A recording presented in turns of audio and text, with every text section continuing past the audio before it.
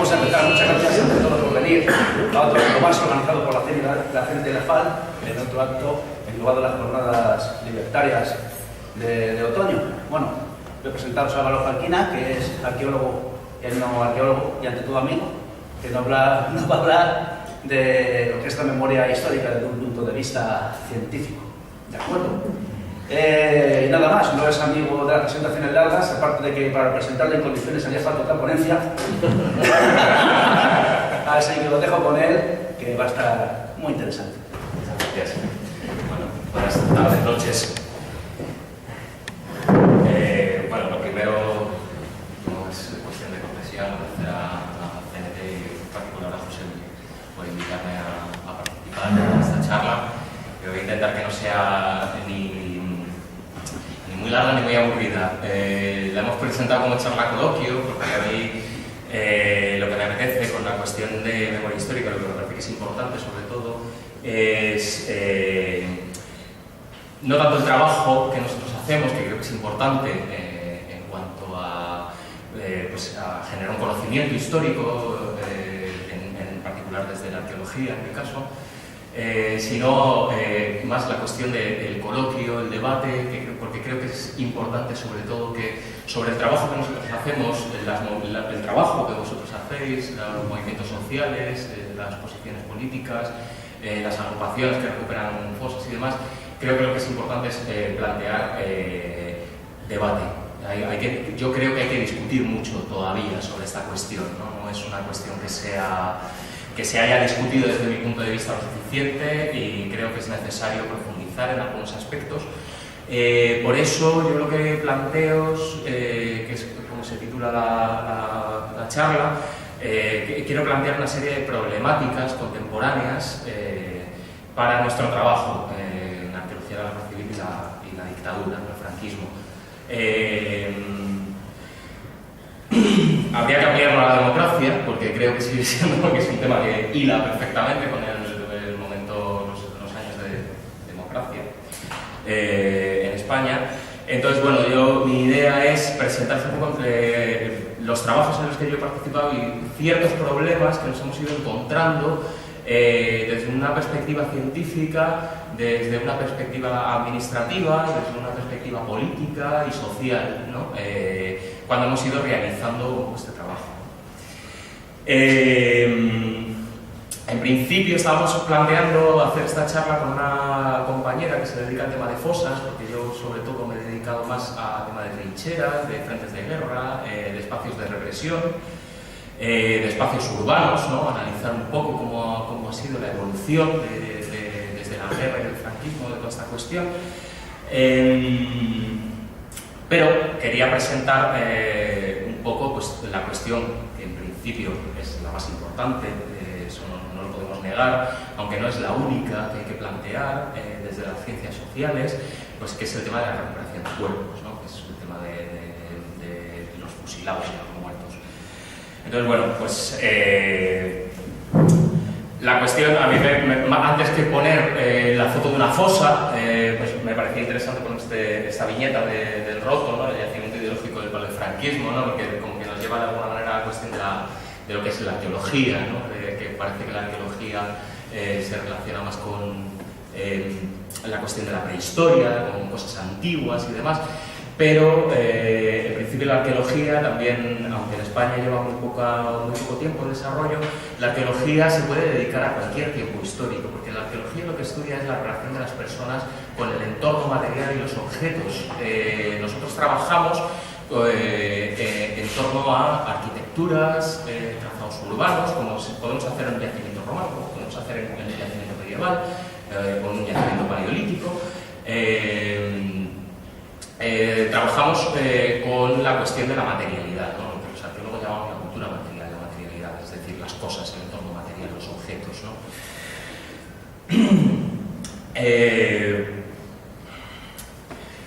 Ahora sí que os pongo una fotografía de una fosa en la que yo estuve trabajando en Fregenal de la Sierra, Badajoz, de la cual, pues ahora también, tristemente es aniversario, ¿no? Justo a principios de noviembre del 36, la columna de la muerte, que entró pues, el ejército de África, por Algeciras políticas. Y sabéis que la columna principal, la que llaman la columna de la muerte, entró por Badajoz, y en Fregenal de la Sierra entraron precisamente, como os decía, a principios de noviembre del 36.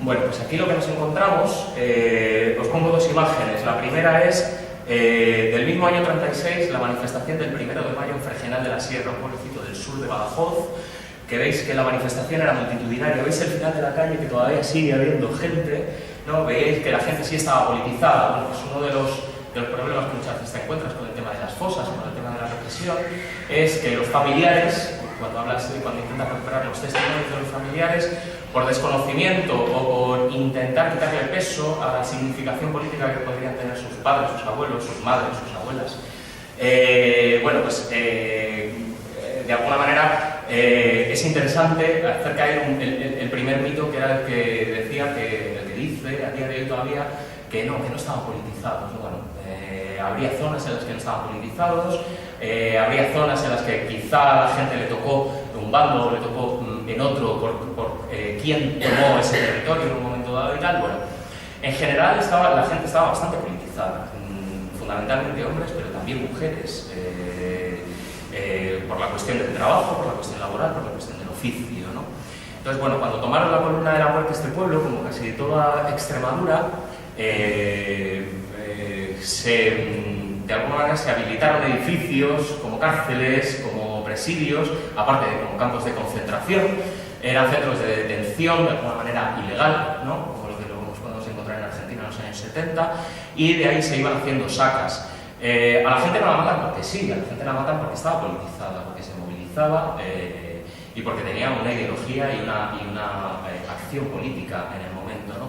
Entonces, bueno, nosotros en Fregenal, esto es dentro del cementerio, lo que excavamos fue una de las fosas de las varias que todavía quedan, que están cerradas, que no pudimos excavar. Lo que se hizo en este caso fue una trinchera, y lo que empezamos, veis que son pequeños grupos en los que encontrábamos de entre 1 y 5 personas y que alguna vez podíamos relacionar con, se conocen por los testimonios, se podía relacionar con sacas concretas, ¿no? Entonces se podían intentar hacer algunas identificaciones. En este caso, bueno, pues una de las cosas más interesantes, aparte de la represión femenina, que en Extremadura fue feroz, porque eran mujeres organizadas en torno a sus oficios. Lo que nos encontrábamos también, pues es una cuestión que es bastante interesante, ¿no? En cuanto a la recuperación de la memoria de los cuerpos y de la represión, que era el tema de la tortura, ¿no? Bueno, pues en este caso encontramos en varias ocasiones, en estas pequeñas fosas en la trinchera, porque pertenecen a distintos momentos, encontramos lo que se dicen pues fracturas perimortem, es decir, del momento de la muerte, no son anteriores, en algunos casos también son anteriores porque hay fracturas de huesos fusionadas y demás. Bueno, pues encontramos elementos de tortura, lo que precisamente demuestra de alguna manera que sí que había un intento de represión por la ideología política, no era porque sí, por lo que se fusilaba y se torturaba a la gente. Nos encontramos en este caso un problema que en las fosas es bastante habitual, que es que bueno, pues en este pueblo fue un poco complicado el trabajo porque recibíamos insultos en la propia excavación. Nos decían que por qué no nos íbamos a nuestra casa, que qué estábamos haciendo, reabriendo heridas, que no pintábamos nada allí, y de hecho alguna vez en el pueblo tomando cervezas por la noche después del trabajo, pues en una ocasión también un grupo muy concreto de personas que sabemos que estaban relacionados con caciques anteriores y demás de la época, ¿no? de la guerra civil y de la represión, de la dictadura, bueno, pues nos llegaron a cantar el Cara al Sol en la plaza, allí delante de todo el mundo y tal, ¿no? Bueno, pues te empiezas a encontrar un poco como este tipo de cosas, ¿no? Remueves heridas, remueves esto que te dicen, ¿no? Estás abriendo heridas, como, bueno, las heridas están abiertas y nosotros lo que estamos intentando es generar, hacer la revelación de la existencia de esta tortura, de estos fusilamientos, y de hecho generar un debate para justamente lo contrario, ¿no? Empezar a cerrar estas heridas en la medida que se pueda, porque a lo mejor no se pueden cerrar estas heridas, ¿no? Entonces hay que plantear cosas de este desde otra perspectiva. Lo que vemos aquí es una marcha en homenaje en Castuera, también en Badajoz, donde hubo un campo de concentración del cual se hacían sacas. Esto es la marcha que se hacía desde el cementerio, donde extramuros, junto al muro del cementerio, se fusilaba gente y se los enterraba. Ahora está dentro del cementerio en una zona que era extramuros, ¿no? Esto era bastante importante. Normalmente se los enterraba, aun siendo católicos, porque en gran medida, aunque era gente que estaba afiliada a sindicatos, que estaba afiliada a partidos políticos de izquierda, muchos de ellos, por la cuestión campesina, por la cuestión más tradicional y tal, eran creyentes, eran cristianos, ¿no? Pero era una manera más de humillar a las propias familias, de estigmatizar, ¿no?, el hecho de que no estaban enterrados dentro. Ahora sí, se amplió el cementerio y las fosas que se excavaron estaban dentro del cementerio, ¿no?, en la actualidad. Bueno, pues aquí se ha trabajado en el cementerio y se ha trabajado en el campo de concentración, ¿no? Pongo esta foto porque me parece interesante. Aquí un poco el problema que nos encontramos ya no era tanto por parte de la administración, porque el ayuntamiento estaba gobernado por el PP en este caso, pero esto fue justo en la época en que Izquierda Unida apoyó el primer gobierno del PP en Extremadura hace unos años. Creo que esta fotografía es del 2012, para desbancar al PSOE en el gobierno de la Junta de Extremadura, ¿no? Entonces, bueno, en ese sentido no hubo problema, porque el ayuntamiento del PP apoyaba, permitía hacer esta excavación, ¿no?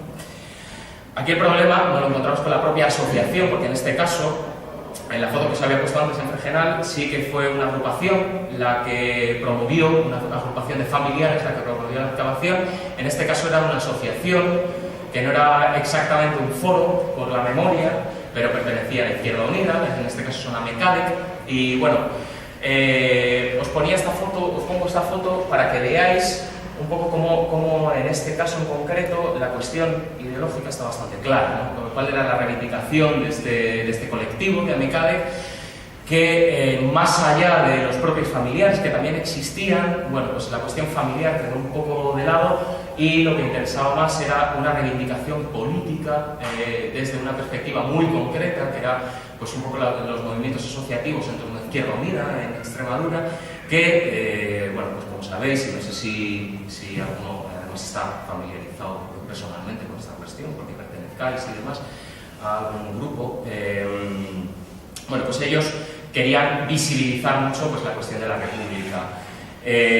Tuvimos un conflicto en la excavación con ellos, con la propia asociación que nos estaba contratando, porque ellos pretendían dentro del cementerio poner en la excavación, en la fosa, una bandera de la República. Y bueno, pues nosotros tuvimos un conflicto grande porque consideramos que no era necesario, que no era pertinente. ¿Por qué? Porque podéis decir, bueno, pero es que esto es porque esta gente fue muerta por la República en gran medida, aunque sabemos que no solo, había gente que apoyaba a la República, que fue fusilada, ¿no? Había grupos de anarquistas, había grupos que no necesariamente comulgaban con las ideas de la República, y entonces considerábamos que no era el espacio,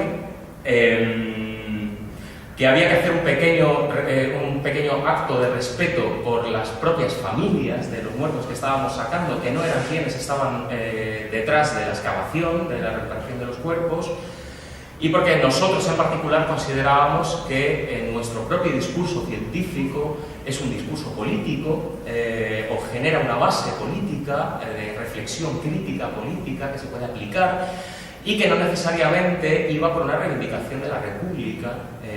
Sobre esto podemos hablar después. De hecho me interesa mucho que hablemos de esta cuestión, porque creo que seguramente en la sala tengamos distintas ideologías representadas y podemos hablar de esta cuestión. Y entonces, bueno, pues nosotros intentamos hacérselo entender y ellos no lo entendían. Entonces, bueno, se generó una pequeña fractura entre el equipo de investigación y la propia gente. También ocurre otra cosa, y es que en torno al discurso de verdad, justicia y reparación, de la recuperación de la memoria histórica en torno a la Segunda República y demás, pues parece ser que, parece ser no, es así, ya hay un discurso establecido por parte de algunas posiciones políticas actuales que de alguna manera desde mi punto de vista, de algunos de mis compañeros y compañeras, no permite profundizar en cuestiones políticas más profundas, ¿no? Que desde la arqueología, como voy a intentar desgranar, se puede permitir esta profundización, ¿no? Un poco más crítica, más allá de la cuestión de la República o de la cuestión específica de un tipo de democracia, ¿no? Que se reivindica y demás.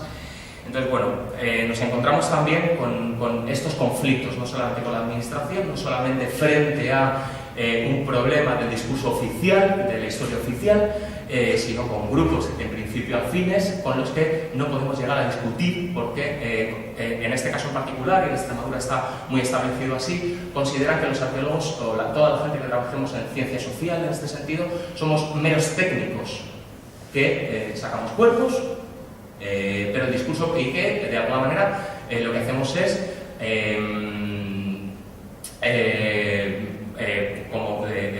generar un poco la documentación y el conocimiento para un discurso político ya generado, de manera previa, ¿no? Lo cual no permite que se genere un discurso de conocimiento político desde las ciencias sociales, ¿no? Que a mí me parece que es lo que es interesante.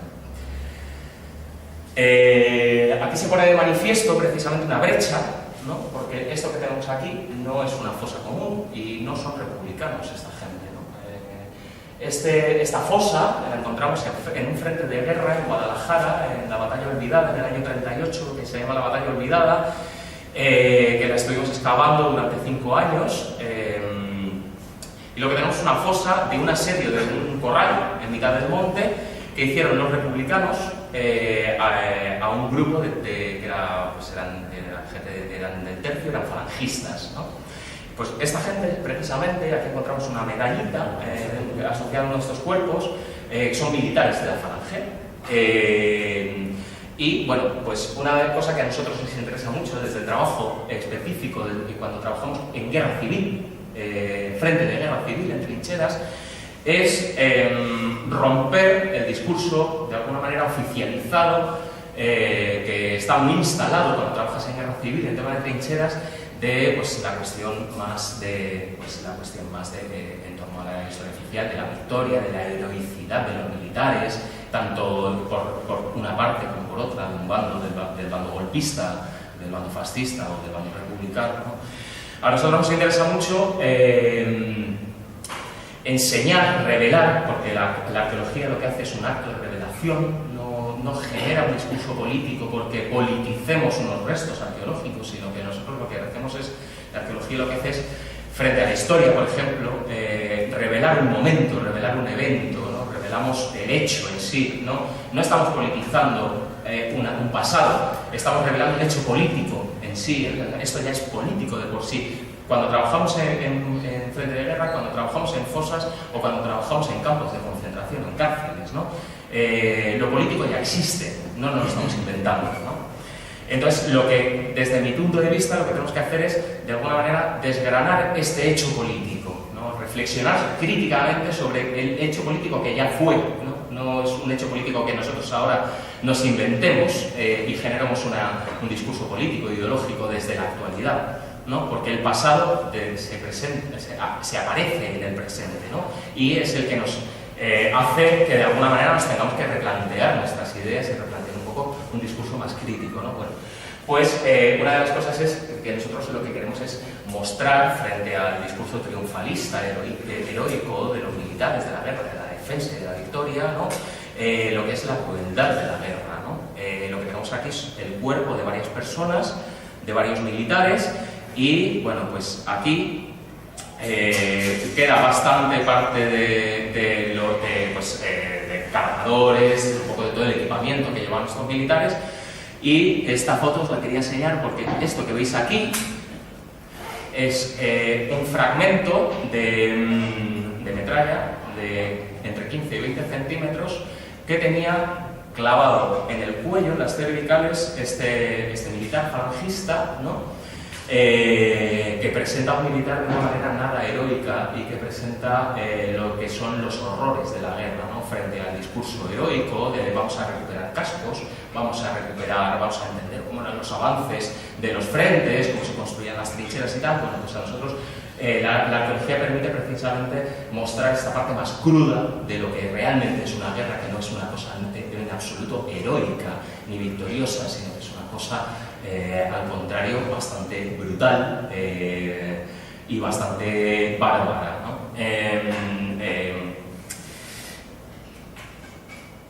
Esta persona, además, tenía en el tórax, sacamos una bala, ¿no? Entonces la muerte de esta persona debió ser bastante agónica.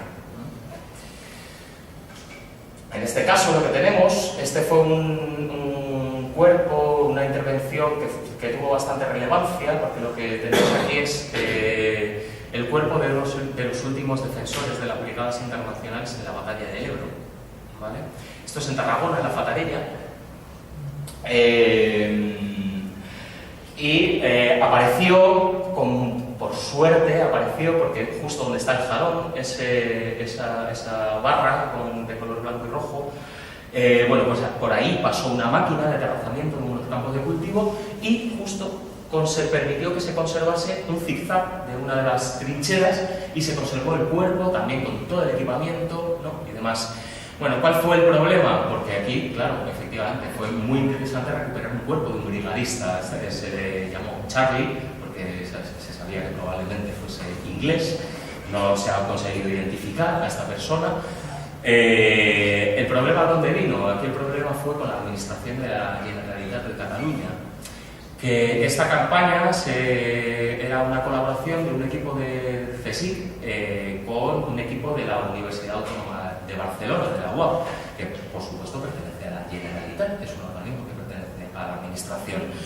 Bueno, pues el problema fue que en el momento en que apareció y se hizo una visibilización en los medios de comunicación, la Generalitat, que sí que tenía desarrollada una ley particular de memoria histórica, consideró que tenían que ser los propios equipos que pertenecían a la Generalitat los que tenían que estudiar este cuerpo. Entonces se lo arrebataron al equipo de investigación que había hecho toda la excavación. El equipo de la UAB dijo que ellos pertenecían a la administración, que era absurdo que no se les permitiese hacer este trabajo, pero que cuando aparecían cuerpos, la Generalitat decía que como ellos tenían ya desarrollada su propia ley de la memoria histórica, era la Generalitat que se tenía que hacer cargo del cuerpo. El caso es que no se ha hecho nunca nada más, o sea, el cuerpo ha desaparecido de alguna manera, se ha neutralizado, ¿no? Entonces, bueno, pues a nivel administrativo aquí te encuentras otro problema grave, ¿no? Que es que no se permite que las ciencias sociales sigan trabajando y sigan generando un conocimiento, porque a nivel administrativo de competencias jurídicas, bueno, pues como que una vez más se bloquea, ¿no? Y no es un bloqueo que haga, por ejemplo, el PP, como han hecho cuando han quitado toda la subvención y de esa manera han neutralizado la ley de memoria, por lo cual prácticamente ya no se puede seguir trabajando, en particular en el tema de fosas, ¿no? Otra cosa que a nosotros nos interesa mucho cuando trabajamos en el frente de guerra es visibilizar, porque la arqueología no va a cambiar la historia de la guerra civil, no es la intención, ¿no?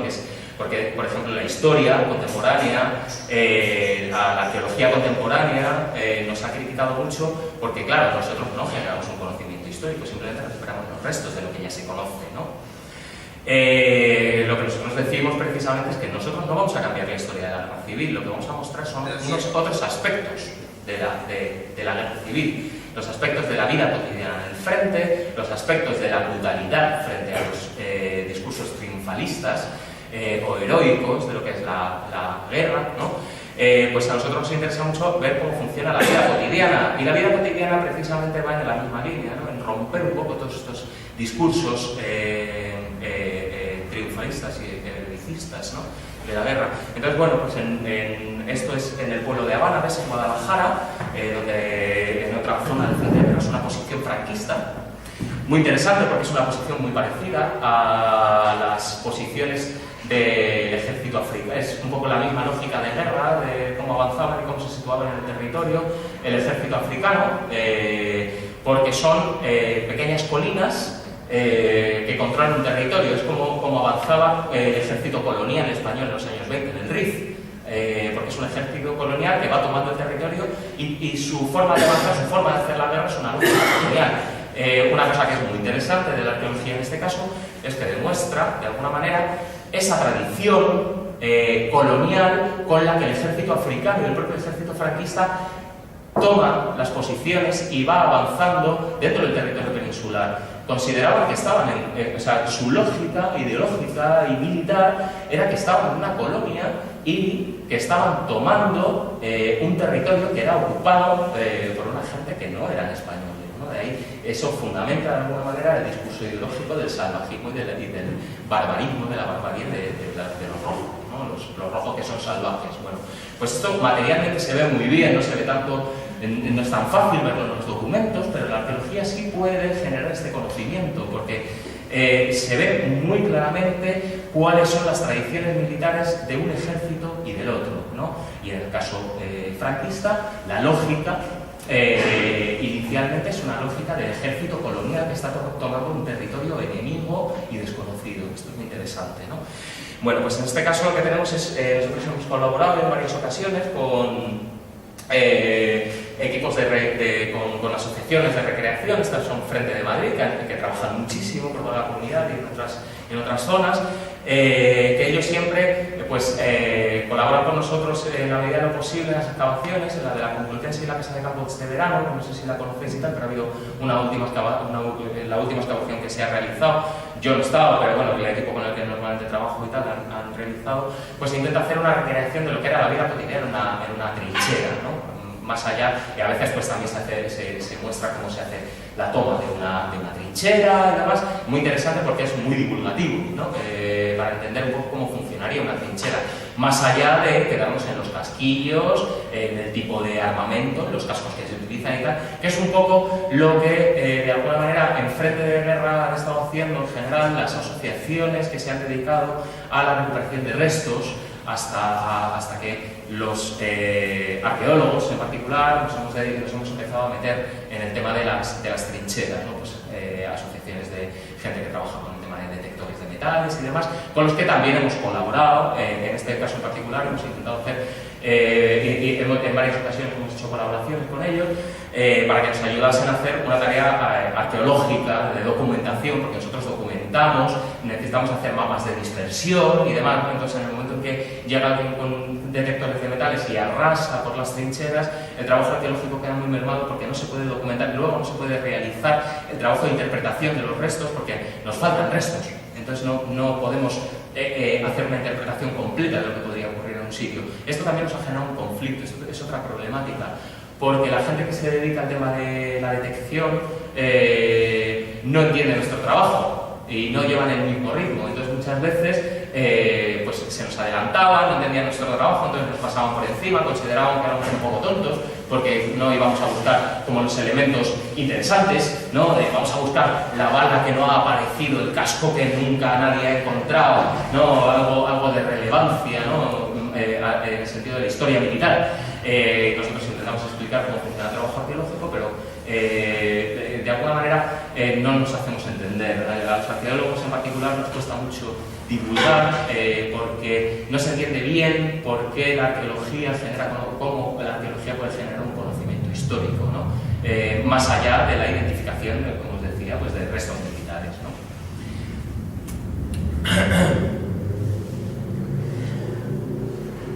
En el sentido de cómo nosotros podemos generar, los arqueólogos, las arqueólogas podemos generar un conocimiento histórico, pues en este caso en particular puede venir por el tema de la interpretación.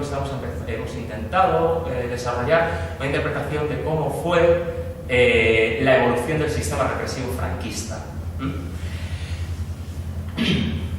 Desde los campos de concentración a los destacamentos penales, sabéis que hubo una evolución desde la guerra hasta la aparición de las cárceles de nueva planta. La paradigmática es la cárcel de Carabanchel, que apareció como cárcel modelo, que sería cárcel modelo para el resto de cárceles que tendrían que construirse en España ya en la posguerra, ¿no?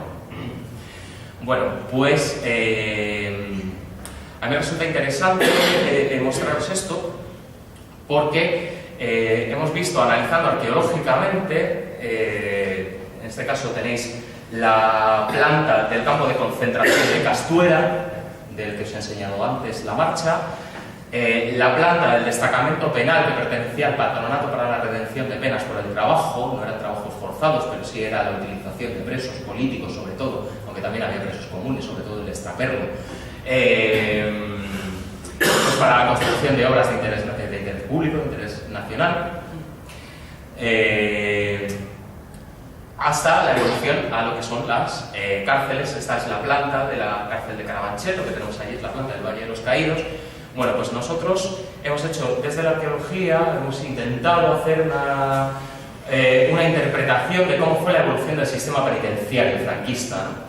Y nuestras conclusiones, que siempre son relatibles, por supuesto, como cualquier ciencia, eran muy interesantes, porque veíamos que había una evolución desde un modelo de lo que se podría decir necropolítico, es decir, hicimos una interpretación de la evolución del sistema del régimen franquista desde una necropolítica, un sistema de deducción, de destrucción de sujetos políticos, pasando por la muerte en fosas, por las sacas, por los fusilamientos, pero también esta necropolítica, este sistema de destrucción del sujeto político pasaba también por lo que era cómo se generaba, qué sentido tenían los campos de concentración, ¿no? Los campos de concentración son una manera, como en el ejemplo de los nazis o de los fascistas italianos, eran una tecnología para la destrucción de la persona como sujeto, ¿no? como su identidad política, ¿no? Y pasaba a ser, como decía Hannah Arendt, un objeto en el espacio, ¿no? Ya eran un número, ya no eran personas, ¿no? Esto no se hace solamente fusilando, eso se hace también por medio de los sistemas de represión. La estigmatización de las familias también entra dentro de esta misma lógica de destrucción del sujeto político, ¿no? De lo que se trataba era de destruir la oposición política, ¿no? a lo que era el régimen, ¿no? Entonces, bueno, aquí lo que veíamos, para no enrollarme mucho más, era como lo importante en el caso de los campos de concentración, la figura central era el patio del campo de concentración, donde se hacían formaciones, donde se hacían misas, donde se hacía reeducación política y demás, pero que sobre todo incidía no tanto en la cuestión de la reeducación, sino en la cuestión del castigo y de la humillación, ¿no? Lo que se trataba no era tanto de reeducar ideológicamente, sino de destruir políticamente a estos sujetos, ¿no? Y eso se veía muy bien en la cuestión del patio. No os voy a meter un poco cómo hacemos el análisis y tal, porque es un poco árido, pero esto en el tema de los destacamentos penales, cuando el elemento de destrucción del sujeto político pasa a el intento de producción de nuevos sujetos políticos, no tanto ideológicamente, porque lo que se hace es callar a la gente, ¿no? Ese silencio que ha llegado prácticamente hasta el día de hoy, de nuestras mayores, ¿no? Aquí ya lo que se trataba era generar sujetos afectos al régimen, o por lo menos que no dijesen ni mu, ¿no? Y que trabajasen por el régimen, ¿no? Entonces, en los destacamentos penales, precisamente lo que se ve es que la figura del patio sigue funcionando muy bien, pero ya es un elemento de transición hacia los espacios carcelarios, ¿no? Cuando llegamos a los espacios carcelarios, lo que vemos es ya un orden policial, ¿no? Ya estamos en una dictadura. Es interesante que el ejemplo que se toma como modelo es la cárcel de Carabanchel, que es la cárcel radial. En ese momento, en todo el mundo, ya se estaban empezando a desarrollar otros sistemas carcelarios, otros elementos, pero se toma un modelo del siglo XIX, que es la cárcel radial, lo que se ha dicho alguna vez del panóptico, ¿no? Que es ese centro de vigilancia y esos brazos donde se encarcela, donde están las celdas de las personas, de los presos, ¿no? Pero el centro de vigilancia, cuando haces un análisis arqueológico, curiosamente la lógica ideológica pasa por, aunque ya estamos en un sistema de producción de sujetos afectos al régimen, pasa por la misma lógica que la del patio, ¿no? Entonces vemos que, aunque ya no se trata de la destrucción, sino de la creación de sujetos, el centro de vigilancia, que es esa cúpula central, ocupa el espacio del patio y de alguna manera lo que hace es representar ideológicamente y jerárquicamente quién es el que manda, ¿no? Quién es quién organiza, organiza el orden y el control de los cuerpos, ¿no? Porque aquí no es tanto ya la cuestión discursiva de reeducarlos políticamente a través de un discurso, sino de, a través de la cárcel, de educar a los cuerpos. A través de la vida cotidiana en la cárcel se mete un ritmo y una temporalidad y un orden muy concreto, porque siempre hacen las mismas rutinas, de un orden jerárquico de quién es el que manda en el régimen, ¿no? Entonces, de alguna manera se sigue un poco con la misma lógica destructiva, pero dentro de un ámbito de creación de sujetos políticos, ¿no?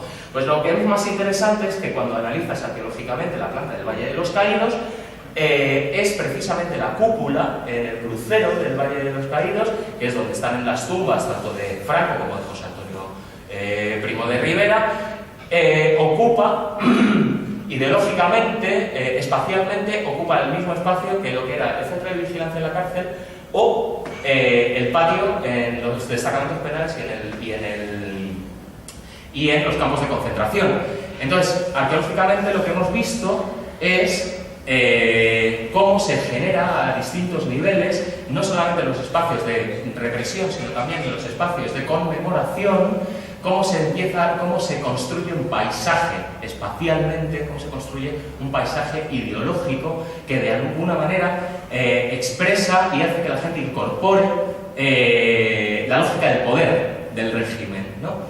Y esto creo que es interesante porque quizá esta historia que desde los documentos o desde los testimonios es un poco difícil de llegar a esta interpretación porque la arqueología con lo que trabaja es con lo que no se puede decir, con lo que Primo Levi de alguna manera intentaba, no podía expresar, ¿no? La experiencia de indecibilidad, lo que no se puede contar de la represión, ¿no? Porque está en la represión que ya no se puede hablar de ello, ¿no? Entonces, precisamente, la arqueología puede recuperar esto por los análisis espaciales y de la materialidad, ¿no? Y esto es bastante interesante, porque entonces se ve cómo se incorpora la lógica a través de la materialidad, la lógica del poder a través de la materialidad y del espacio. En este sentido, bueno, esto es un trabajo que he empezado a hacer, así es muy incipiente y tal, analicé fundamentándome en otros trabajos que ya se han hecho también arqueológicamente y desde una perspectiva patrimonial, de cómo también en la vida cotidiana de las ciudades se hace esta construcción de nuevos sujetos. Entonces, bueno, esta misma lógica que se veía en las cárceles se ve también en el espacio urbano. Cuando se empieza a hacer la ampliación, esto es Madrid, ¿vale? Esto es Madrid capital, que también se utilizó un poco como ciudad modelo de lo que era el régimen, y precisamente Madrid era la ciudad a tomar, ¿no? Era el símbolo, ¿no? de la victoria. Bueno, pues cuando analizas esto, precisamente lo que ves es que el espacio de jerárquico, donde la lógica de poder de alguna manera se difumina en el resto de la sociedad, lo ocupa la almendra central, ¿no? Curiosamente, lo que es el Madrid monárquico es la almendra central, que es el espacio en marrón, que es la ciudad de intramuros.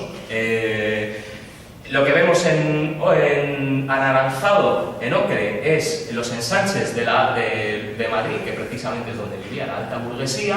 Eso es lo que ocupa el centro, es una lógica de centro-periferia. Y cuando se empieza a reconstruir y a ampliar Madrid, a partir sobre todo del segundo franquismo, ya no estamos hablando del momento de la represión, sino del boom económico, ¿no? A partir del año 59, la década de los 60 y de los 70, lo que se ve es que se reproduce esa misma lógica, ¿no? Porque es precisamente todo el mundo obrero, se empieza a construir, todos los barrios de la periferia de Madrid son espacios que son espacios periféricos que de alguna manera se relacionan con el centro de Madrid, que es el que representa, el que simboliza la lógica del poder de quién ganó la guerra, ¿no? Que era precisamente, por una parte, la alta burguesía, que en el fondo en España nunca se creó esa burguesía, porque era una burguesía muy cercana a la nobleza, a la aristocracia y a la iglesia, ¿no?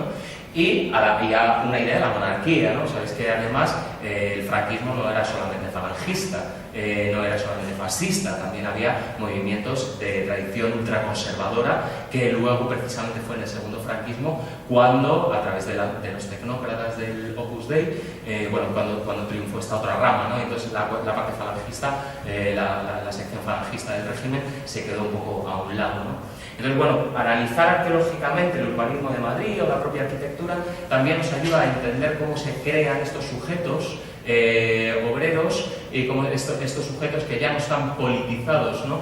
Y nos ayuda a entender de alguna manera cómo se puede llegar en la actualidad a esas políticas del olvido, a esas políticas que de alguna manera son herederas de las políticas del silenciamiento del régimen franquista. Bueno, aquí simplemente os quería mostrar cómo nosotros, a través de una cuestión de arqueología pública, divulgativa, pues intentamos que en nuestras propias excavaciones se genere debate en torno a los restos que estamos excavando. No pretendemos imponer no tanto imponer un conocimiento como, de alguna manera, ofrecer la posibilidad de un espacio de reflexión crítica para la sociedad en general, para toda la gente que quiera venir a la excavación, y de alguna manera intentar generar un conocimiento colectivo, no un conocimiento impuesto desde la torre de marfil del científico social, sino generar que la gente también pueda aportar, y normalmente, y es sobre todo muy interesante con los peques, cómo entienden mucho mejor en muchas ocasiones los restos arqueológicos que gente adulta, que de alguna manera ya tenemos un discurso ideológico generado, ¿no? Como a ellos les cuesta muy poco entender. En este caso estamos en las casas de los familiares de los presos del destacamento penal de Bustar Viejo, que en la excavación precisamente nos permitió entender cómo era la lógica represiva y las familias de los presos en los destacamentos penales, que era algo generalizado que el régimen permitía y de hecho apoyaba de alguna manera la construcción y la reunificación familiar en torno a los destacamentos penales, porque de aquí los presos salían a la calle, era como la última estación dentro del turismo penitenciario que vivían los presos, era el último momento ya para poder salir a la sociedad. Entonces había una reunificación familiar y, curiosamente, los destacamentos penales en principio no hay alambradas. Y el sistema de policial, de control de los presos, no era muy grande. De hecho, hubo bastantes fugas en este destacamento, sobre todo al principio, ¿no? Este destacamento estuvo en funcionamiento del 44 al 52 y al principio hubo bastantes fugas. Bueno, pues curiosamente el régimen utiliza a las familias como el elemento de coerción para que los presos no huyesen, ¿no?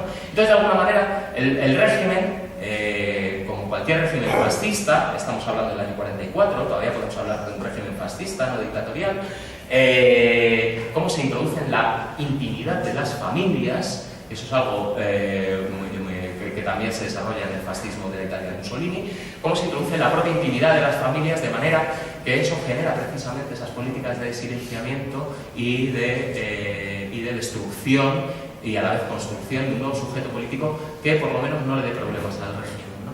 Entonces vemos cómo materialmente y en la vida cotidiana se va introduciendo estas lógicas ideológicas y de poder, ¿no? Y no es necesariamente a través del discurso, ¿no?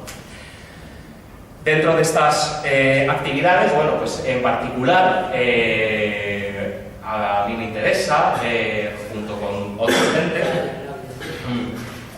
esto es Bustar Viejo, ¿vale? Bueno, nosotros al final de la excavación hicimos un pequeño homenaje, que no era el homenaje oficial que después hizo el ayuntamiento, con la gente que vino a visitar en la jornada de puertas abiertas al final, el último día de excavación, hicimos un pequeño homenaje, vino algún familiar, pero bueno, no quedan muchos, no conseguimos localizar a muchos de familiares de antiguos presos, que habían estado, incluso llegamos a conocer gente que con 7, 8 años vivían en las chabolas, que os hemos enseñado, que eran casetas, chabolas lo llaman en el pueblo, que eran casas de 2 metros por 2 metros, y ahí vivían familias, de a lo mejor una mujer con 3 hijos, ¿no? Bueno, pues aparte del homenaje, también nos interesaba de alguna manera volver a dar vida al espacio. Esos son los interiores de los barracones, es uno de los dormitorios, estas son las letrinas.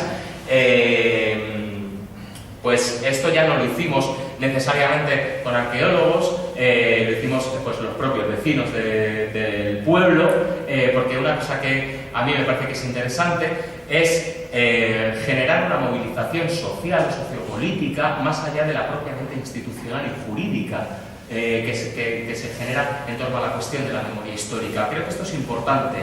Entonces, una cosa que hicimos fue, lo que tenéis aquí son dos teatralizaciones de una jornada que preparamos, en la que se representa, en la parte de arriba lo que tenéis es un momento de la obra de Pedro, de una adaptación de Pedro y el Capitán, de Benedetti, y en la de abajo un momento, también una adaptación de la obra del Bataraz, de Mauricio Rosenkopf.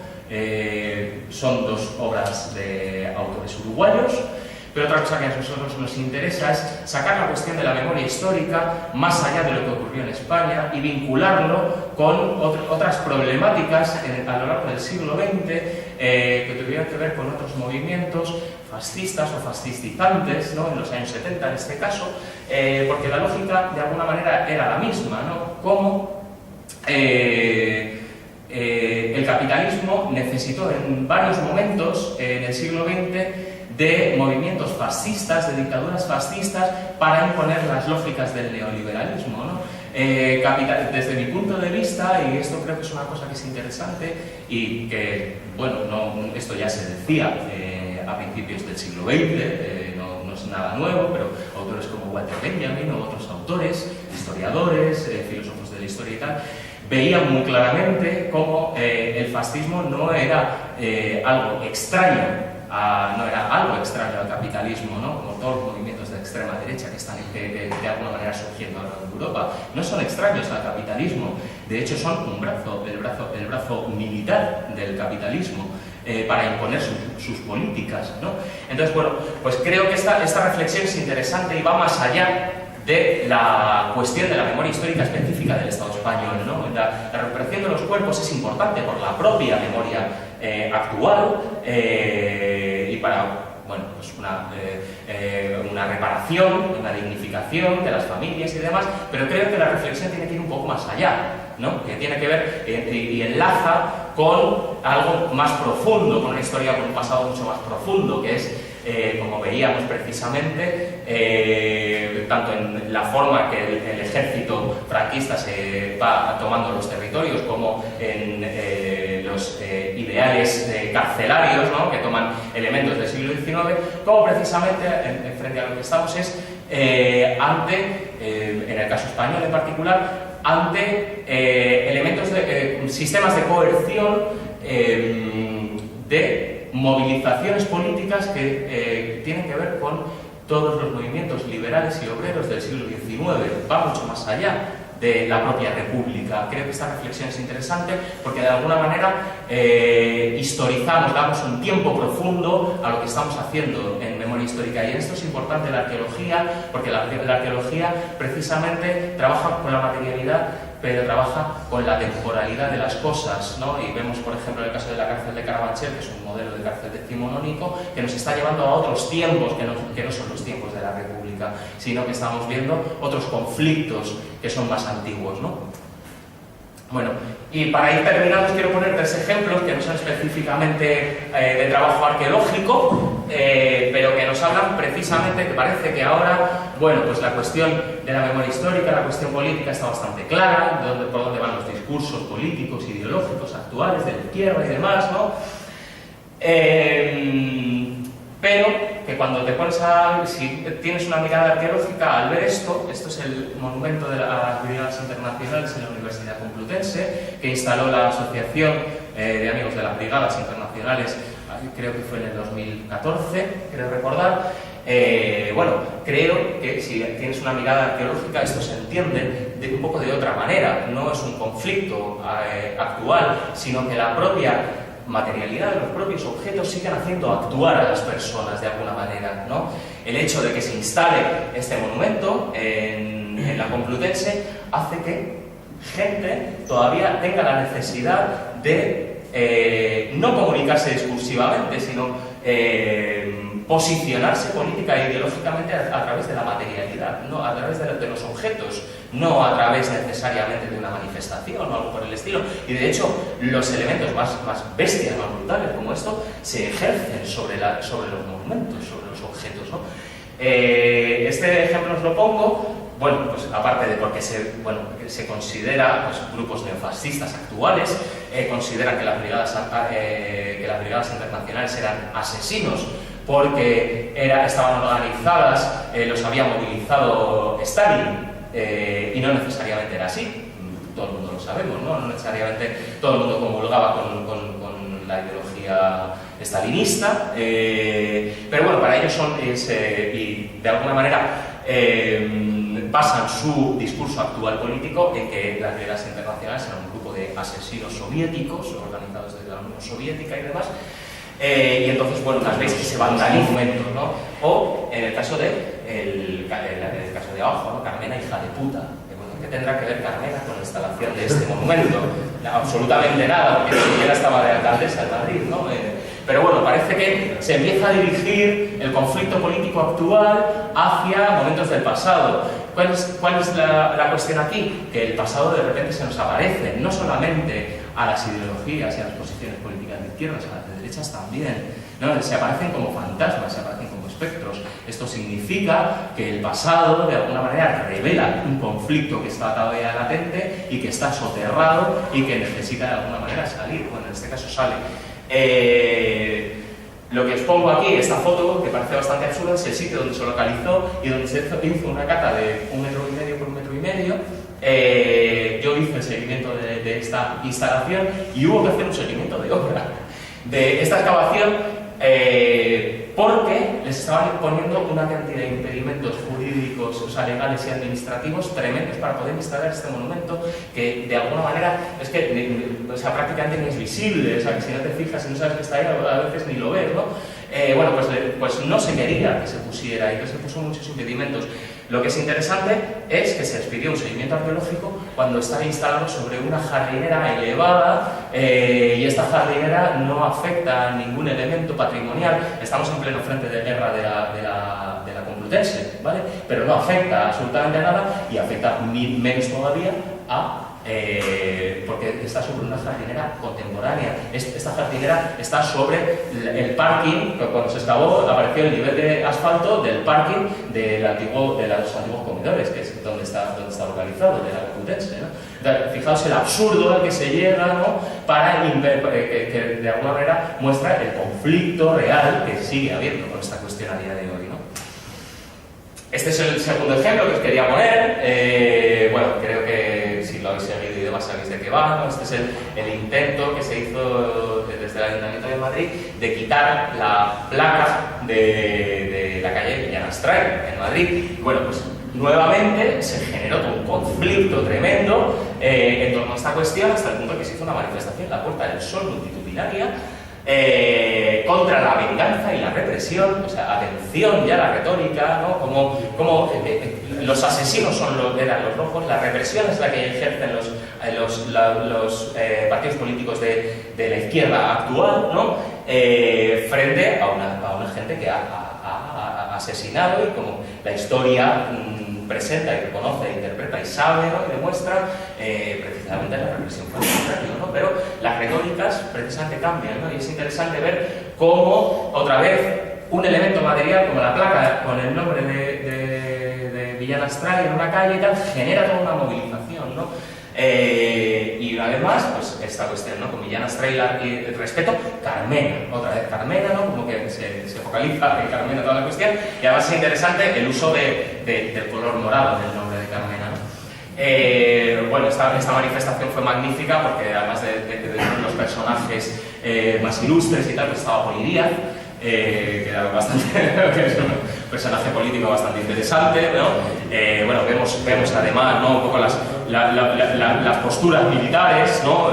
Bueno, que se ve bastante claro cuáles son los posicionamientos políticos y no necesariamente a través del discurso, sino del propio cuerpo, y es muy interesante la foto que se elige de Millán Astray, ¿no? Pues, parece que es un hombre venerable, un caballero y tal. Bueno, aquí vemos quién era Millán Astray, ¿no? Franco cantando probablemente Soy el novio de la muerte, muera la inteligencia, este tipo de cosas, ¿no?, que decía esta gente. Y bueno, esta foto de Millán Astray, que es muy interesante, ¿no?, cuando apareció pues todo este conflicto y demás. Bueno, veis, Millán Astray pues le faltan partes del cuerpo y tal. Apareció un tuit que fue trending topic, bastante, a mí me parece que es bastante gracioso, ¿no?, que decía Millán Astray fue un hombre hecho a sí mismo, el problema es que le faltaban piezas, ¿no? Bueno, Millán Astray era uno de los principales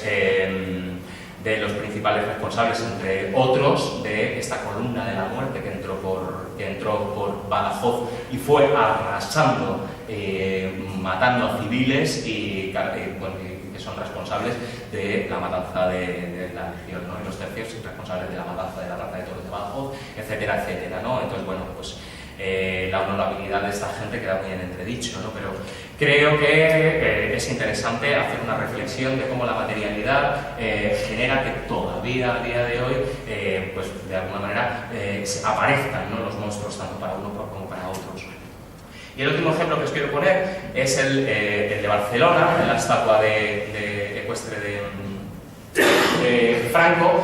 Bueno, esta es la estatua original, todavía con cabeza, que sabéis que esta estatua se decapitó, ¿no? Lo que quiero enseñar es un poco la evolución de cómo se instaló la estatua, ¿no?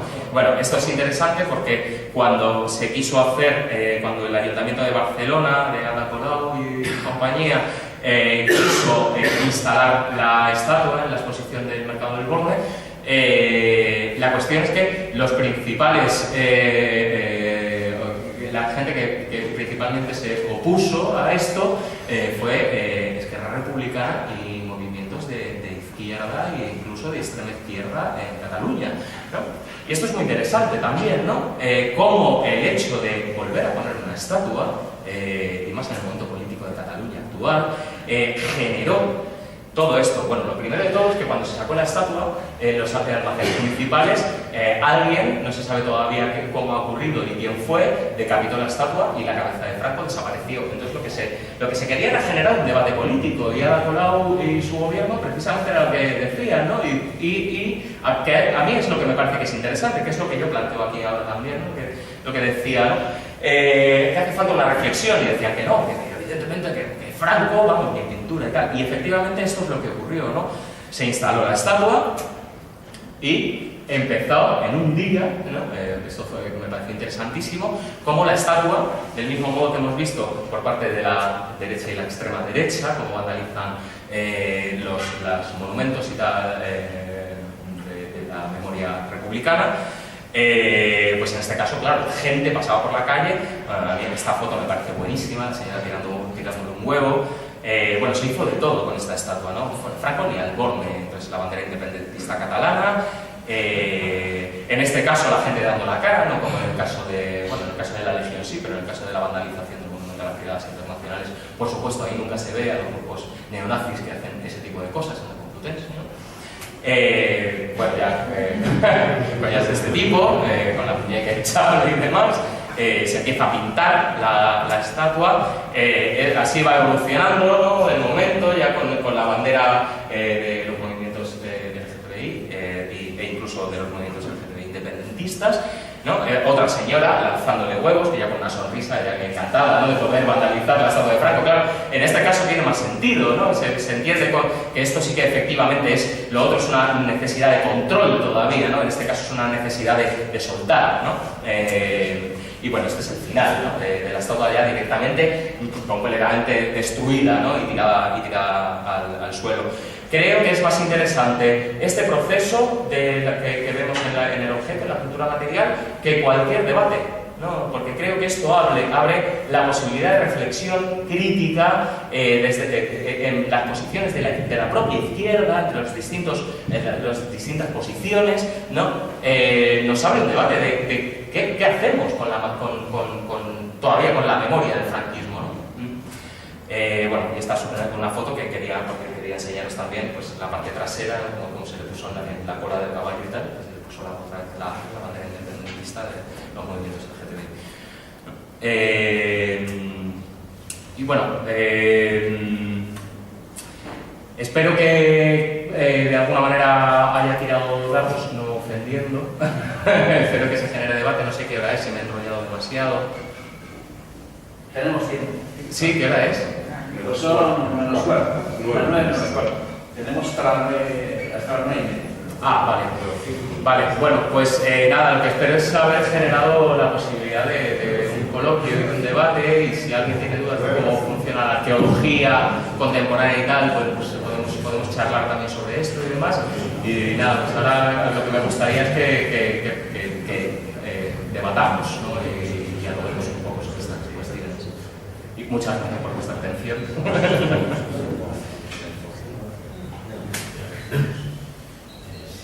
Sí. Mira, quería decirte, sobre todo cuando estuvisteis en estos sitios donde uno está esta represión carceló, os encontrasteis, me refiero ya no solo con los afectados, con los allegados, con los familiares de sino con, por decirlo así, con la colectividad de todos, os encontrasteis con que la gente no solo hubiera perdido o no solo se hubiera olvidado de lo que hubo pasado, sino que incluso hubiera personas que los propios recuerdos que tenían no los consideraban que fueran reales. O sea, que la represión que fue tan bestial que no solo generó un olvido, sino que generó una duda en que lo que ellos habían sufrido, pues no sabían si era verdad o era mentira. Sí, ese tipo de cosas ocurren también otras cuestiones. Una cosa que es muy interesante con las fosas es que es tal la necesidad de identificación de su propio familiar que la gente genera, pero en cuestión de días, o sea, no es una cuestión de tiempo muy largo y tal, cuestión de días, genera imágenes que no existen en su cabeza. Es una fosa y entonces la gente ve un zapato, ¿no? Curiosamente un zapato que parece un elemento que no es nada identificativo de nadie, ¿no? Una alpargata o un tal, y a partir de ahí son capaces de ver a su familiar. Claro, ven la bota y entonces de repente la gente se desmorona y empiezan a llorar y demás, y a lo mejor ni siquiera es su familiar, pero reconocen en la bota que está asociada a un esqueleto, reconocen a su familiar. O un caso, por ejemplo, en Extremadura, en el cual se abrió una fosa en la que se supone que debía haber una cantidad grande de cuerpos y demás, y lo único que apareció fue una pierna ortopédica. En Extremadura los suelos son muy ácidos y se comen los huesos y demás. Bueno, pues de la pierna ortopédica, esta señora a día de hoy ha generado un recuerdo, un discurso de que la fosa estaba llena de muertos, llena de cadáveres, de esqueletos y demás, y ella lo va contando así, ¿no? Que ya lo vio, ¿no? Pues se genera. La cuestión de la memoria es muy interesante, la cuestión de la memoria de los militares, como los propios militares que tuvieron que matar, al final, pues su recuerdo de la guerra muchas veces se basa en pequeñas anécdotas tontas, humorísticas normalmente, ¿no? Que a lo mejor ni siquiera ocurrieron así, ¿no? Que es lo que tú decías, y entonces generan, ellos canalizan el recuerdo traumático de haber tenido que participar en una guerra en base pues, a la generación de recuerdos que son muy tontos y que tienen algo de graciosos incluso, ¿no? Y no son capaces de recordar siquiera en las batallas o tener que haber disparado contra gente o algo por el estilo. Y no es que esos recuerdos no existan, es que están tan reprimidos que se han borrado directamente. Incluso lo que decía es que ellos mismos duden de lo que pasó, o sea, es decir, de una represión o de unos asesinatos o de cualquier cosa, o de ese tiempo tan oscuro que ellos pasaron, que llegue un momento en que digan, yo no sé si esto es verdad Yo en particular el caso no lo conozco, pero estoy convencido de que ese tipo de cosas ocurren, porque la memoria es muy caprichosa, ¿no? Por decirlo de alguna manera. Entonces, bueno, pues ahí hay que investigar un poco precisamente en las fracturas de la memoria, que es lo que ocurrió. Pero sí, seguramente. En particular, yo no me he encontrado ese caso en concreto, ¿no? Sí, porque yo creo que eso es dentro de lo que es la represión, eso sí que es un arma bastante poderosa. Es decir, que no has tenido pasado, que no. Sí, claro. Que el pasado que has tenido no ha existido. Sí, o de hecho una pasado, ¿no?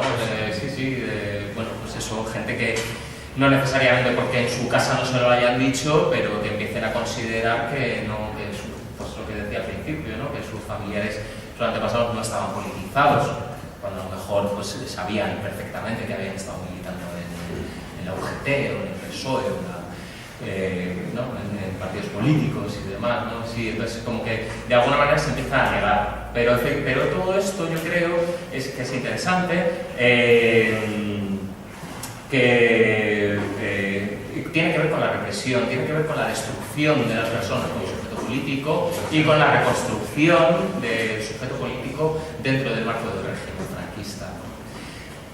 Perdona, la verdad que si queréis intervenir os quería haber leído una frase que me parece que es muy interesante, que tenía aquí, que no sé si generará algo, pero que es muy arqueológica, que es esta frase que está relacionada con una exposición que hay en el Reina Sofía, de un ciclo de cine de dos cineastas franceses, Jean-Marie Straub y Daniel Willet, que precisamente dice el título de la exposición: hacer la revolución es volver a colocar en su sitio cosas muy antiguas pero olvidadas.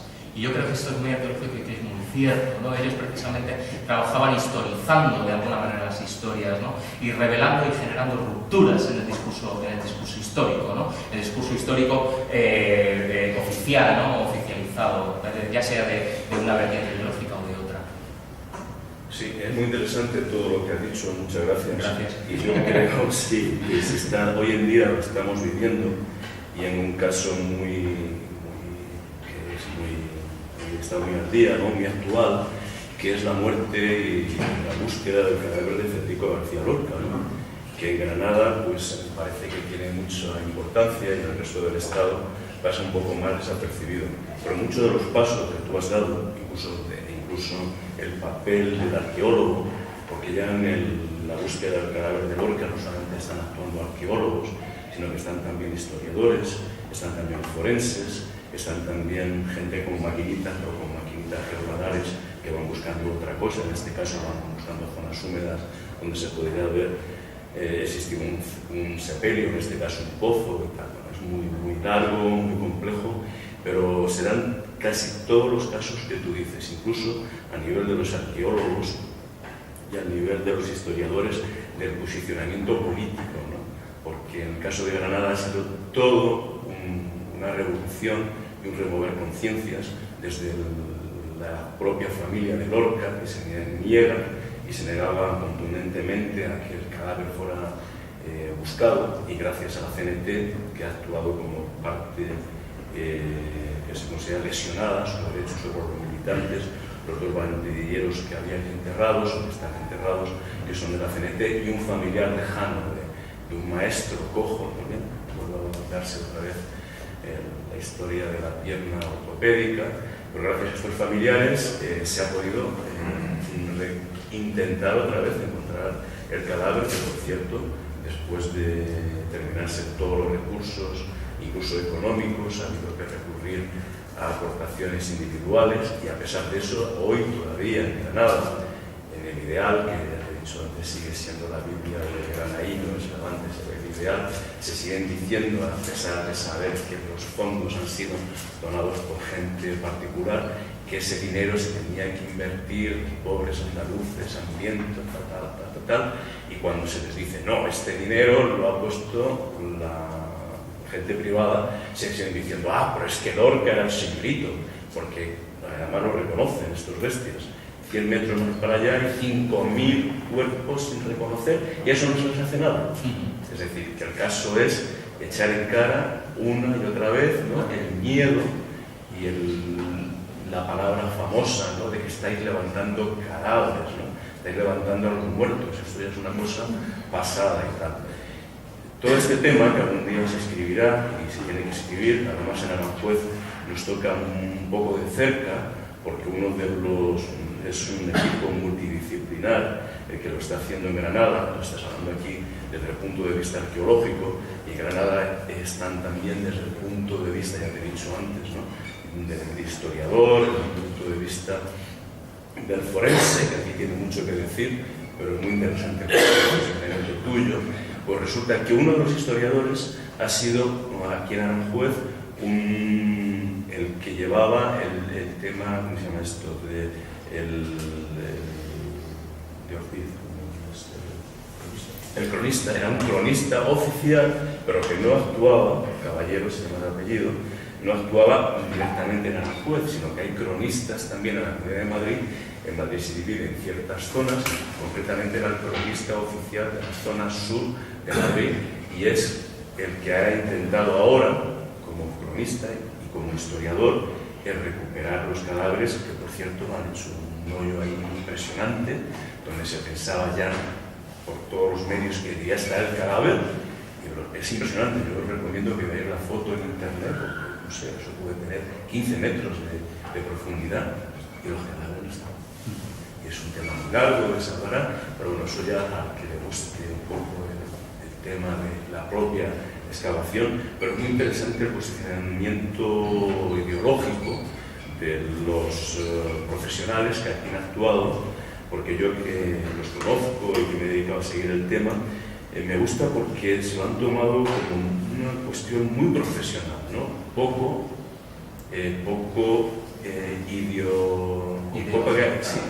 poca ideología, ¿no? Yo estoy haciendo esto de una forma profesional, lo voy a sacar, voy a ver si finalmente Lorca es verdad que le dieron un tiro por el culo por ser maricón, y esto lo voy a ponerlo, porque eso también añade un poco de datos al caso, ¿no? Porque no ha sido solamente una muerte política, entendiendo la política como pura política, sino que ha sido una muerte de odio, ¿no? En este caso, de una muerte por orientación sexual. Es una hipótesis, ¿no? Y entonces es muy interesante porque me ha hecho ver el papel del historiador, seguramente, o el arqueólogo tiene que estar comprometido ideológicamente, o para callar conciencias debe ser meramente un profesional que recupera los datos y dice: este señor murió tal día con tal gente y murió así, torturado por el cubo, tal. Y yo creo que todo lo que has dicho tiene mucha actualidad, no solamente en estos pueblecitos, sino en nuestra historia reciente, ¿no? Porque Lorca es un ejemplo de nuestros mejores poetas y mejores personas, ¿no? Porque tuvo un personaje, ¿no?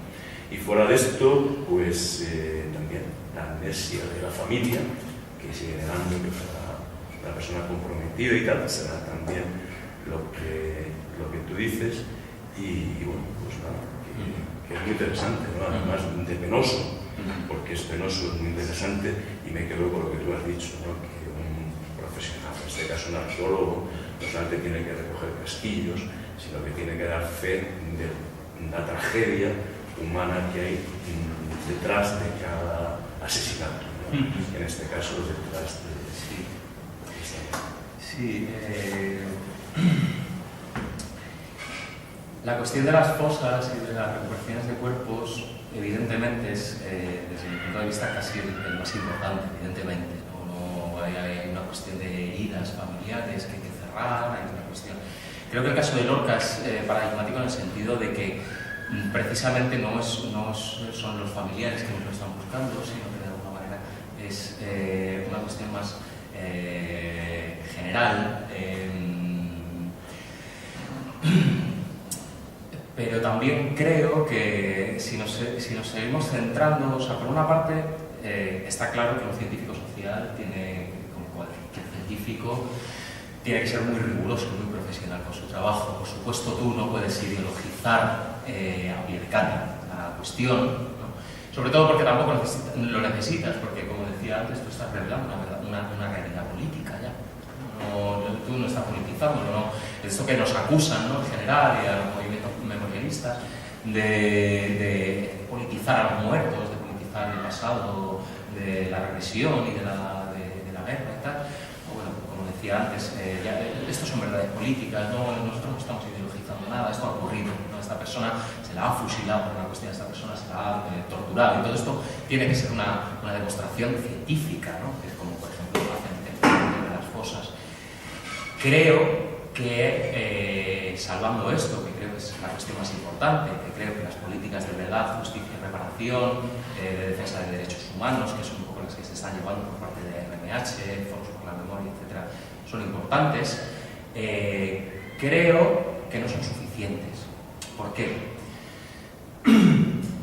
Porque no todo el mundo tuvo muertos, pero sí toda la sociedad en general fue afectada por el franquismo y por la guerra civil. No solamente hay que recuperar los cuerpos para devolvérselos a sus familiares y dignificar su memoria, porque la memoria que hay que dignificar es la de toda una sociedad que fue destruida y que fue no solamente porque se fusilase a gente, sino que se destruyó a la gente como sujeto político, y eso fue a nivel global, ¿no? Entonces creo que lo necesario es hacer un trabajo integral e integrado de... nosotros también, cuando trabajamos como arqueólogos, no solo somos los arqueólogos, trabajamos con antropólogos, trabajamos con antropólogos forenses, antropólogos sociales, trabajamos con historiadores, por supuesto, historiadoras. Por supuesto tiene que ser un trabajo multidisciplinar, eso es así. Pero claro, yo he hecho una defensa de la arqueología porque creo que la arqueología pone un punto, un acento sobre algo que otras ciencias sociales no pueden, y es por una parte, pone el acento en el carácter general, ¿no? de un estudio mucho más general, más allá de la recuperación de los cuerpos, que es el estudio integrado de toda una época histórica, empezando por las fosas y los propios muertos en frente de guerra, pasando por la represión, los fusilados, pasando por los espacios represivos y terminando por los propios espacios urbanos que a día de hoy habitamos, como puede ser el ejemplo de Madrid que os ponía, ¿no? y que a día de hoy sigue actuando de la misma manera, ¿no? Entonces, la arqueología puede hacer esta visión más general, y entonces yo creo que de alguna manera ampliamos el foco, ¿no? Y ampliamos el foco político y se permite, y esto no solamente lo hace la arqueología, ¿vale? O sea, que es en colaboración con el resto de las ciencias sociales. Ampliamos el foco sobre una época y yo creo que esto nos permite a todas y a todos hacer una reflexión un poco más amplia de lo que fue la guerra civil, de los porqués y de los porqués de la represión y qué es lo que ocurrió y cómo nos afecta a día de hoy todavía, ¿no? Que no es una cosa que haya dejado de funcionar, es una cosa que a día de hoy sigue funcionando. El Moncloa sigue existiendo en la Artes de la Victoria, el Valle de los Caídos sigue en pie, todo esto, toda esta materialidad sigue actuando, no está neutralizada, por decirlo de alguna manera, ¿no? Y el otro acento es en la necesidad, y en esta misma línea, de generar un discurso político que vaya más allá de una política de aquí y el ahora, ¿no? Bueno, pues desde mi punto de vista, toda la cuestión de los populismos y las transversalidades que se plantean en el discurso político de Podemos, por ejemplo, todas estas cuestiones que se fundamentan en la filosofía política de Ernesto Laclau y de los movimientos políticos latinoamericanos. Bueno, pues estos populismos en general pecan de una cosa, y es que son movimientos sin historia. ¿A qué me refiero? Son movimientos sin profundidad hacia el pasado, porque son movimientos del aquí y del ahora. Vamos a generar las redes actuales y vamos a mirar hacia un futuro por construir. Ya, pero es que entonces lo que estamos es, una vez más, neutralizando las potencias de las cosas del pasado que siguen actuando sobre nosotros, y no solamente las que están enterradas y olvidadas, sino las que están en pie y siguen actuando a día de hoy sobre nosotros, y no solamente las cargas policiales, es la violencia simbólica que ejerce el Arco de la Victoria, la existencia del Valle de los Caídos, ¿no? Esta profundidad histórica es interesante porque la materialidad todavía la contiene, no ha sido un documento, un archivo. Como por ejemplo el ejemplo que ponía de la cárcel de Carabanchel. La cárcel de Carabanchel es un modelo decimonónico, estamos yendo a otros tiempos. Una posición política actual que defienda la memoria histórica y sea realmente crítica, desde mi punto de vista, tendría que tener muy en cuenta estas políticas del tiempo, que los posicionamientos políticos mayoritarios de la izquierda actualmente aquí, me refiero a Podemos en particular, y estos discursos, a la retirada de placas, no solo a Podemos, ¿vale? Otras movilizaciones políticas también, pero creo que falta una profundidad de reflexión en torno a las temporalidades con las que estamos tratando, ¿no? Cualquier arqueología es contemporánea. ¿Por qué? Porque la arqueología siempre trabaja con las trazas, ya sea incluso la del Paleolítico y del origen de la humanidad, es contemporánea porque trabajamos con lo que es actualmente relevante. Por eso toda arqueología es contemporánea, porque es lo que es relevante para los discursos actuales, ¿no? Entonces ahí hay que ver esas trazas del tiempo. ¿Por qué digo que, por ejemplo, es política el estudio del origen de la humanidad? Porque ayuda a generar una idea de la humanidad como conjunto global, y eso tiene mucho que ver con los discursos y fundamenta muy bien los discursos multiculturalistas de la posmodernidad, cosmopolitanistas de la posmodernidad, que son tanto propios de los regímenes neoliberales como de regímenes de la izquierda, o sea, regímenes como posiciones ideológicas y discursos políticos de la izquierda, ¿no?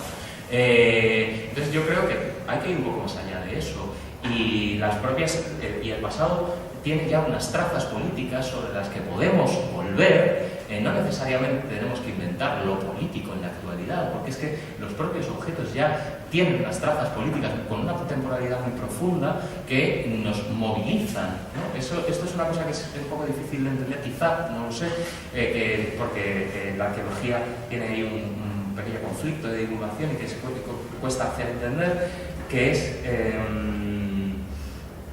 que la materialidad hace actuar a las personas en cualquier sociedad, ¿vale? Yo creo que los ejemplos que he puesto de los monumentos vandalizados son buenos en este sentido para entenderlo, ¿no?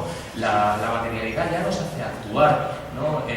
Una cárcel ya te ordena el comportamiento de tu cuerpo, ¿no? Ya te hace interiorizar un orden, un control policial por parte del Estado en particular, ¿no? En este caso. Entonces, ¿por qué no vamos a utilizar esas mismas trazas políticas que son emancipadoras, que pueden ser revolucionarias, cuando excavamos o trabajamos desde distintas ciencias sociales, ¿vale? Pero no solamente me refiero a las fosas, me refiero a toda la materialidad que sigue actuando y que nos hace movilizarnos social y políticamente en la actualidad. Y creo que desde posiciones de la izquierda o posiciones radicales, esta reflexión hay que hacerla. Y hay que ir a tiempos pasados, por eso os decía, ¿no? Hacer la revolución es volver a colocar en su sitio cosas muy antiguas pero olvidadas, ¿no? Creo que esta reflexión en las posiciones políticas actuales desde la izquierda hay que hacerla y hay que debatirla, ¿no? Porque si no nos estamos quedando siempre en lo nuevo y hacia las políticas de un futuro que realmente no sabemos muy bien cuál es, porque en el fondo seguimos moviéndonos en la cuestión la cuestión movimentaria que en particular ya planteaban los regímenes totalitarios, tanto nazi como de Mussolini, ¿no? Entonces, seguimos ahí metidos en esa rueda, ¿no? Y hay que salir de ella. Sí, pero es curioso, sin embargo, siguiendo un poco parafraseando la cita, de cosas olvidadas, hablando de memoria, parece una contradicción, una paradoja, ¿no? Que tengamos que recuperar cuestiones olvidadas hablando de memoria, ¿no? Yo creo que el toque, el punto de atención debería estar no en cosas olvidadas, sino banalizadas, ¿no? Y lo realmente interesante que has presentado sobre todo es cómo a partir de esa desconexión entre la materialidad, esa historia profunda que nos has ido mostrando, cómo la desconexión ha sido social a día de hoy, cómo básicamente apenas tenemos una línea que nos conecte con ese pasado, si no es a través de los arqueólogos o los historiadores, ¿no? Y de cómo precisamente a través de esa desconexión con las cosas y con la memoria de las cosas, cómo básicamente se ha conseguido que la memoria ya no funcione como debería funcionar, sino que se ha banalizado. Desde Izquierda Unida hasta básicamente cualquier grupo neonazi que vandaliza un monumento a la brigada, ¿no? Yo creo que esa es la cuestión. O sea, ¿cuáles son las ideas que rescatan los objetos y cuál es el significado profundo que puedan tener? Porque claro, todo el mundo hace suyas las cosas y le da una perspectiva. Las interpretaciones en las culturas está, como decían los antropólogos, ¿no? La descripción densa de las cosas, ¿no? Que no podemos llegar a más, ¿no? Pero sí que es verdad que esto lo que ha provocado desde la posmodernidad es que al final todo valga y todo tenga un significado según le demos. Pero no es verdad. O sea, porque aquí no estamos hablando de cuestiones de verdad, ni siquiera de versiones de las cosas. Lo cierto es que banalizar hasta el punto de convertir, por ejemplo, un cementerio en una reivindicación de la República Liberal, es un poco banalizar también el asunto de esos gestos, ¿no? Y yo creo que la piedra de toque está ahí, ¿no? Me gustaba mucho la imagen de los niños viendo la cuestión de las casas, ¿no? de allí del destacamento de Bustar Viejo, porque en esa inocencia, en esa falta de mediación ideológica, es un poco donde reside la interpretación real y la verdad. ¿No? La verdad de los niños, no es que me resulta súper interesante, no, que los locos y los niños dicen siempre la verdad, ¿verdad? Yo creo que eso es un problema social ya, ¿no? No de desmemoria, sino de banalizar la memoria, ¿no? Y en eso estamos, yo creo. Yo creo que es lo interesante de lo que has planteado durante toda la charla, que es ahí la historia profunda, ¿no? Y de cómo, sobre todo, has mencionado a Podemos, pero Izquierda Unida es casi no se ha capitalizado esa banalización de la memoria. También la CNT, ¿por qué no? O sea, vamos a los campos de concentración de Murcia, ¿no? A ver qué hizo García Oliver durante su etapa de ministro, ¿no? Pero que aquí un poco, pues bueno, o sea, si vamos a hablar de la verdad y las relaciones de poder, piedras hay para todo, ¿no? Efectivamente, de hecho eso es un conflicto grande, ¿no? Porque parece que al final siempre el discurso, el conflicto político a nivel discursivo se queda en ella, sí, pero vosotros también, ¿no? Y entonces ahí como que la cosa se diluye porque es como un juego de tenis, ¿no? Y claro, efectivamente, la memoria histórica, la recuperación de la memoria histórica no pasa solo por romper el discurso oficial de la derecha, ¿no? También pasa por romper otros discursos oficiales, ¿no? No todos los grupos, no así, pero en general, cuando hay recuperación de la memoria histórica anarquista, que hay veces, ayer saqué una foto de la Facultad de la Complutense de Historia, muy interesante, un cartel de una jornada que se hicieron el año pasado, que eran jornadas de memoria histórica anarquista. Es que, ¿qué es la memoria histórica anarquista? ¿No? ¿Cómo se es capaz de puntualizar tanto en eso, ¿no? Y yo muchas veces me he encontrado que también es un discurso de la guerra y demás muy heroico, ¿no? Muy de la heroicidad de los milicianos anarquistas, ¿no? En el frente de guerra y tal, y como ya. Pero es que los anarquistas no solamente lucharon y defendieron muchas posiciones, y es verdad que sobre todo al principio de la guerra, sobre todo en la toma de Madrid, en algunos de los frentes fueron los anarquistas quienes frenaron los avances del ejército. Pero es que efectivamente, como decías tú, también generaron toda la represión de la retaguardia de Madrid, ¿no? El tema de las checas y tal, que eso es una cosa que debería ser muy interesante de reflexionar y de mirar, ¿no? El conflicto con la cárcel modelo de Madrid y posteriormente con el tema de Paracuellos, ¿no? Bueno, pues ahí, claro, hay una conexión directa porque hay uno de los principales responsables de aquello fue Santiago Carrillo, como secretario general de la Junta de los Socialistas. Bueno, pues todo esto también habría que plantearlo sobre la mesa en su justa medida, pero todo esto también lo tenemos que reflexionar.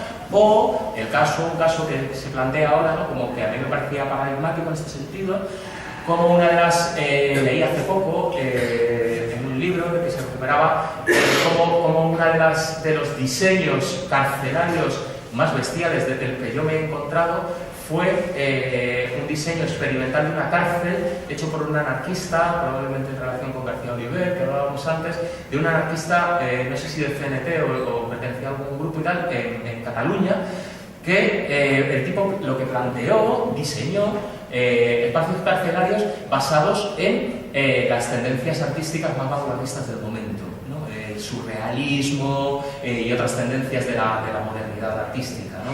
Entonces, claro, generó unos espacios carcelarios que eran auténticas locuras, muy cercanos a la naranja mecánica, ¿no? De cómo a través de las formas, o sea, no había un solo espacio recto, el preso nunca se podía ni sentar, ni tumbar, ni apoyarse en una pared, porque la pared tenía formas extrañas, ¿no? Basadas en los principios del surrealismo, ¿no? Entonces, claro, dices, ¿cómo se puede llegar a esto? ¿Cómo puede llegarse a tan locura, ¿no?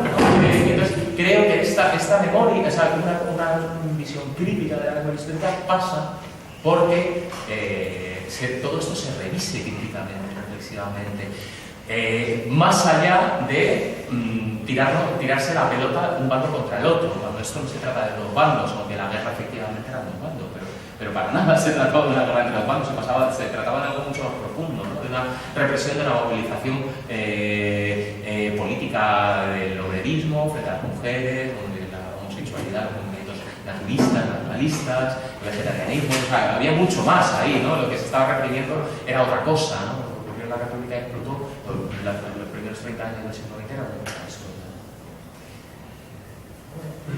Bueno, por la exposición. Gracias. Bueno, si me he entendido bien, yo he coincido contigo en esto que dices. Cada cosa, si una cosa que habías dicho, era que se tiene mucho lo que es el belicismo victorioso y demás, y eso pasa tanto por un lado, por un bando, como por otro. Y de hecho, falta a veces la visión tanto de los historiadores como de los arqueólogos que historizan. Creo que tú lo has dicho, las vicisitudes, otros aspectos sociales que tienen más idea de un colectivo. Y aquí siempre se nos olvida, hablamos de la batalla, hablamos de las trincheras, hablamos de aspectos importantes como son de memoria histórica, a tus cosas esenciales, aspectos emotivos, parte de la cultura y de la reivindicación. Pero a veces se nos olvida, pues no sé, aspectos que realmente pueden definir el estudio total de lo que es una guerra social. O puede ser la revolución social, o puede ser la crisis económica como el 37, como todo el mundo estaba politizado, había que alguien que estaba politizado primero, cuando veía que iban a perder, pues decían, vamos a pasar. Gente que huía, gente que se escondía, gente que vivía en trincheras y decía, aquí. Gente que era brigadista, pero porque era de pago. Gente que, bueno, el brigadismo es otra parte que había que estudiar. Pero esas cuestiones yo no las veo tanto. Y cuando lo has dicho, te he dicho, mira, alguien que no opina como yo, creo que he entendido eso, porque para mí eso es esencial, porque eso es lo que forma parte de los periodistas. Y eso se nos ha sido sustraído por todo el aparato belicista y todo el rollo de la historia. Sí, estamos completamente de acuerdo en eso. Efectivamente, la cuestión más belicista de los frentes de guerra, ¿no? Demás, también es cierto que hay gente que estudia esto y no lo quiere, y no quiere darle la connotación política o propias asociaciones que trabajan en el frente.